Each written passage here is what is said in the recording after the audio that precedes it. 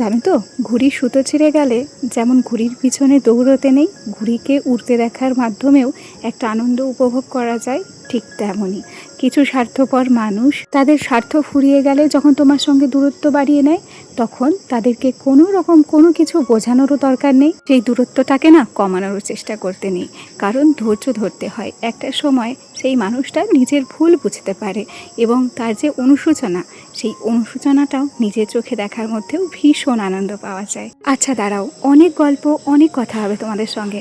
তার আগে চলো তো নিজের পরিচয়টা দিয়ে নিই। নমস্কার, কেমন আছো সবাই? আশা করছি সবাই ভালো আছো, আর আমরাও বেশ ভালো আছি। আমি রিমি। আজকে আমার আরও একটি ব্লগে তোমাদের সবাইকে অনেক অনেক স্বাগত জানাই। আর প্রথমেই বলে রাখি, এই ব্লগটা হচ্ছে গতকালকের পরের অংশ। সকালবেলা আমার ছেলের টিচার এবং আমরা নিজেদের জন্য চা করেছিলাম, সেটা খাওয়া দাওয়ার পর এখন সোজা চলে এলাম ঘরে। বেশ সকালবেলাতেই তো বিছানা গুছিয়ে নিয়েছিলাম, কারণ সোনাকে পড়াতে এসেছিল, তার আগে আমার বিছানাটাকে রেডি করে দিতে হবে। তবে বিছানা যে চাদরগুলো ছিল সেগুলো ভাঁজ করতে আমার একটু দেরি হয়েছিল। অফ ক্যামেরায় আমি সেগুলোকে ভাঁজ করে শোকেসের মধ্যে ভরে রেখেছি, সেই সাথে মশারিটাকেও তুলে রেখেছি। আজকে হচ্ছে ঘরটা লেপবো, কারণ কি, আজ অনেক দিন হলো আমার ঘরটা কিন্তু লেপা পোছা হয় না। মাঝে একটা দিন কি হয়েছিল জানো, আমার হাত থেকে একদম সকালবেলা এক জগ জল পুরো মেঝেতে পড়ে গিয়েছিল। অগত্যা সেদিন আমাকে ঘর কিন্তু লেপতেই হয়েছিল, তবে সেটা আর তোমাদের সঙ্গে শেয়ার করিনি, সেটা অফ ক্যামেরাতেই করেছিলাম। জানো, সেদিন ছিল প্রচুর কাজের তাড়াহুড়ো, আর কাজের তাড়াহুড়োর মধ্যে দিয়ে না আমার একটার পর একটা ভুল হচ্ছিল। আর সেদিন আমার খুব বিরক্তও লাগছিল, এতটা পরিমাণ নিজের উপর রাগ হচ্ছিল। যে কাজটাই গুছিয়ে করতে যাচ্ছিলাম তাড়াতাড়ি করে, সেই কাজটাই আমার একদম ভেস্তে গিয়েছিল। আর দেখবে, তাড়াহুড়ো করে কাজ করলে না কাজের আরও দ্বিগুণ ক্ষতি হয়, সময় অপচয় হয়, আর সেই সাথে এক্সট্রা কাজ বাড়ে। সেদিন আমার ক্ষেত্রেও তাই হয়েছিল, তাই রাগ করে আর কোনো ভিডিও তোমাদের সঙ্গে শেয়ার করেছিলাম না। তবে আজকে আমি ভাবনা চিন্তা করে রেখেছিলাম যে সকালবেলা যত তাড়াতাড়ি সম্ভব আগেভাগে সমস্ত কাজ গুছিয়ে নেব, এবং ধীরে সুস্থে যখন আমার ছেলেকে পড়াতে আসবে ঠিক তখনই আমি ঘরটা লেপে নেব। কারণ আমার ছেলেকে যদি শান্তভাবে বসিয়ে রাখতে না পারি, তবে সে আমাকে একটা কাজও সুস্থ হালে করতে দেয় না, জানো তো। গল্প করতে করতে খেয়াল করে দেখো, আজকে ঘরটা কিন্তু আমি খুব সুন্দর করে লেপেছি। কথাই বলে না, চর্চা বিনা বিদ্যা হয় না, ঠিক তেমনই চর্চা বিনা সংসারের কাজগুলোও কিন্তু সুন্দর হয় না। আমি কিন্তু প্রথমে এত সুন্দর করে ঘর লেপতে পারতাম না, জানো। প্রথমে ঘর লেপাগুলো যেন কেমন হতো, কোনো দিন ঘর লেপার যে মাটির গোলাটা সেটা হয়তো পাতলা হতো, আবার কোনো দিন মাটির গোলাটা একদমই অন্যরকম হতো। তবে এখন আস্তে আস্তে ঘর লেপতে লেপতে আমি বুঝে গেছি কীভাবে ঘরের মাটি রেডি করতে হয়। তবে জানো তো, বালি মাটির থেকে না এঁটেল মাটি দিয়ে যদি ঘরটা লেপি, তাহলে আমার ঘরটা না আরও সুন্দর ফুটে ওঠে, বেশ ভালো লাগে দেখতে। আর ঘর লেপার পরই না ঘরটা যেন কেমন ফ্রেশ হয়ে যায়, জানো তো। আচ্ছা, গল্প করতে করতে ঘর লেপা হয়ে গেছে, অনেকক্ষণ হলো। আর আমার সোনাকে পড়িয়েও চলে গেছে, পড়ানোটা খানিকক্ষণ আগেই হয়েছে। ওদিকে বই খাতাগুলো সব রয়েছে হচ্ছে বিছানার উপরে। তবে আমি জানো তো এখন ব্যাগ গোছাচ্ছি, কারণ আমরা যাব হচ্ছে ও বাড়িতে। বেশ কয়েকদিন আমরা ও বাড়িতে যাই না, আর মাঝে মধ্যে একটু বাবার বাড়ি না গেলেও ভালো লাগে না, জানো। আমি প্রায় ভাবি যে এইবার বাবার বাড়িতে অনেক দিন পর যাব।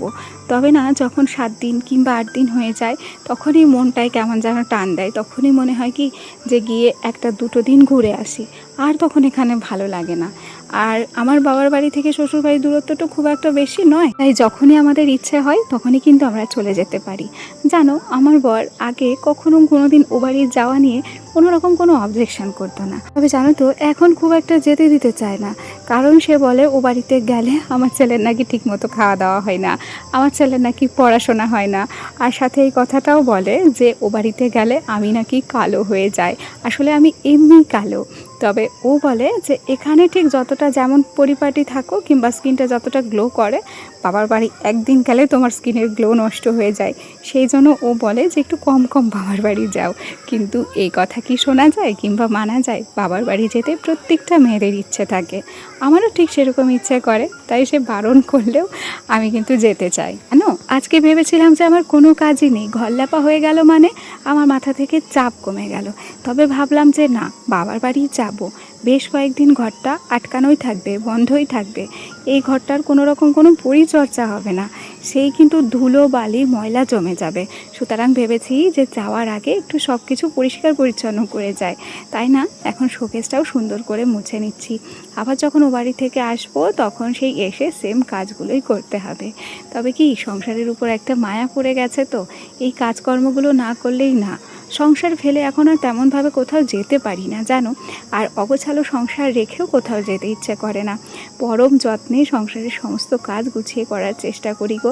মনটাই খুব টেনেছিল যে বাবার বাড়ি যাওয়ার আগে সমস্ত কিছু গুছিয়ে যায়।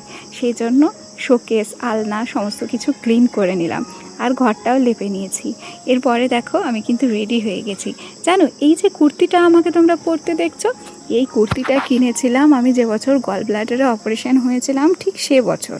নার্সিংহোম থেকে সেলাই কেটে বেরিয়ে আমি সোজা ঢুকেছিলাম ট্রেন্ডসে, আর সেখান থেকেই 3টে কুর্তি নিয়েছিলাম। বিশ্বাস করো, এই কুর্তিগুলোকে যত ধুই ততই যেন এরা নতুন হয়, রং যেন জ্বলে যায় না।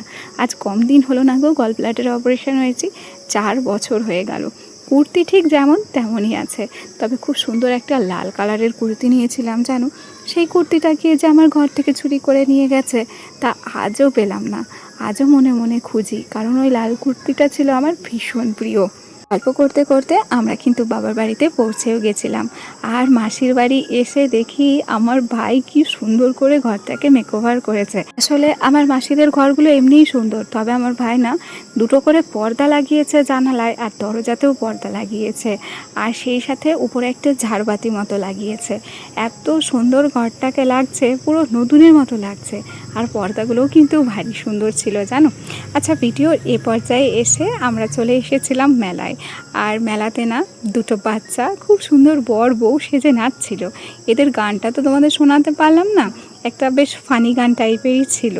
আর এদের নাচটা বেশ ভালোও লেগেছিল, সেটা একটু তোমাদের সঙ্গে শেয়ার করলাম। আচ্ছা, ভিডিওর এ পর্যায়ে এসে একটা কথা বলি, আমার যে সমস্ত বন্ধুরা প্রথম থেকেই আমার সাথে আছো, পাশে আছো, তোমাদেরকে অসংখ্য ধন্যবাদ জানাচ্ছি। আর যে সমস্ত বন্ধুরা আজকে আমার ভিডিওটি প্রথম দেখছো, যদি কোনো কারণে আমার এই ভিডিওটি তোমাদের ভালো লেগে যায়, প্লিজ একটা লাইক করো, কমেন্ট করো। আর চাইলে আমার এই ছোট্ট পরিবারের একজন মিষ্টি সদস্য হয়ে আমার পাশে থেকে যেও।